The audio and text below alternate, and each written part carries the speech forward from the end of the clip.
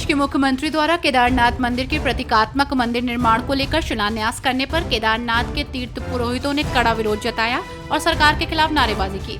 तीर्थ पुरोहित मंदिर के सामने धरने पर बैठ गए। क्षेत्रीय जनता ने कहा कि केदारनाथ धाम के साथ ही पूरी केदार घाटी में उग्र आंदोलन किया जाएगा।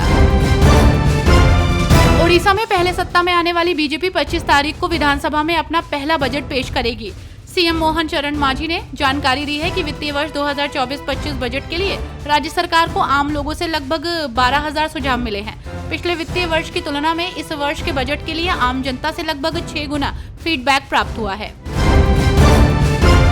उत्तर प्रदेश में भारतीय जनता पार्टी की प्रदेश कार्य समिति की बैठक आज होगी। इस बैठक में पार्टी अपने आगामी कार्यक्रमों के साथ साथ अपने रणनीतियों पर चर्चा करेगी। ये बैठक लखनऊ में डॉक्टर राम मनोहर लोहिया विधि विश्वविद्यालय में होगी।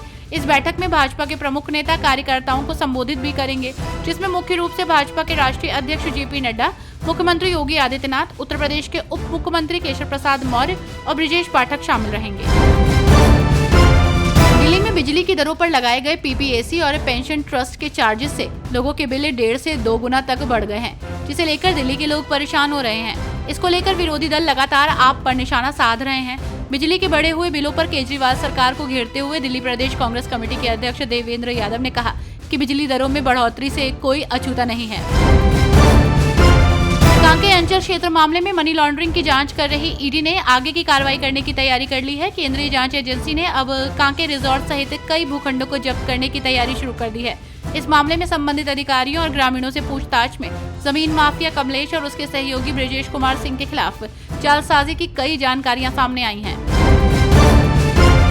जम्मू कश्मीर के उपराज्यपाल की शक्तियां बढ़ाए जाने पर पीडीपी चीफ और पूर्व सीएम महबूबा मुफ्ती ने तीखी प्रतिक्रिया दी है। महबूबा मुफ्ती ने कहा है कि केंद्रीय चीफ सेक्रेटरी और एलजी को सारी शक्तियां दे रही है। जम्मू कश्मीर एक प्रयोगशाला है और जो आज हमारे साथ हो रहा है कल आपके साथ होगा। रुपौली विधानसभा उपचुनाव में राजद प्रत्याशी बीमा भारती की करारी हार के लिए सांसद पप्पू यादव ने नेता प्रतिपक्ष तेजस्वी यादव को जिम्मेदार बताया। पप्पू यादव ने कहा कि वो राजद की तरह काम करते हैं। प्रचार के अंतिम दिन गए और पिकनिक मनाकर चले आए। इस दौरान उन्होंने जदयू प्रत्याशी की हार के लिए नीतीश कुमार को जिम्मेदार बता दिया।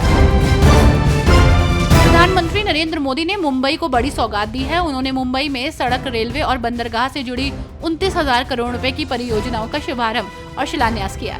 पीएम मोदी ने कहा कि इस बुनियादी ढांचे की परियोजनाओं से मुंबई की आसपास के क्षेत्रों से कनेक्टिविटी बढ़ेगी। पीएम मोदी ने कहा कि मुंबई को फिनटेक राजधानी बनाने का लक्ष्य है।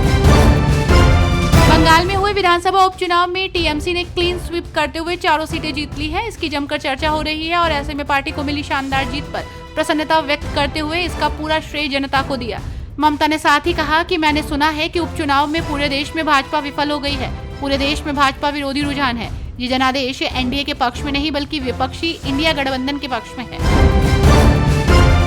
एलजी वीके सक्सेना ने एफएसएल को रिक्त पड़े विभिन्न पदों के लिए जल्द से जल्द भर्ती नियमों को अंतिम रूप देने और भर्ती प्रक्रिया को पूरी तरह से पारदर्शी बनाए रखने का निर्देश दिया, ताकि भविष्य में किसी शिकायत की कोई गुंजाइश न रहे।